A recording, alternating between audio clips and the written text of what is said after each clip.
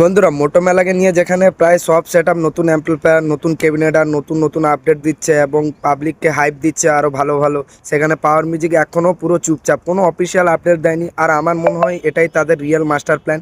কারণ কম্পিটিশানের আগে সব কিছু রিভিল করে দিলে ওপেনের আগে থেকে রেডি হয়ে যাবে।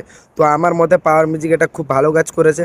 পাওয়ার মিউজিক হয়তো চুপচাপ আছে, কিন্তু স্টেজে এমন মানে ওই যে মোটো মেলার যে স্টেজটা, মানে মোটো মেলার যে কম্পিটিশান যে হবে, ওই কম্পিটিশানের মধ্যে এমন কিছু হয়তো নিয়ে ঢুকতে পারে যেটা আগে থেকে বলা যাবে না। হয়তো তোমরা ডাইরেক্ট লাইভে সেই জিনিসটা দেখতে পাবে। তো এবং পাওয়ার মিউজিক আবারও প্রমাণ করে দিতে পারে যে তারা পাবলিককে হাইপ দিয়ে না ভাই, পাবলিকের হার্ট জিতে করে কম্পিটিশান জিতে, ঠিক আছে, পাবলিকের ডিমান্ডে কম্পিটিশান জিতে, ঠিক আছে।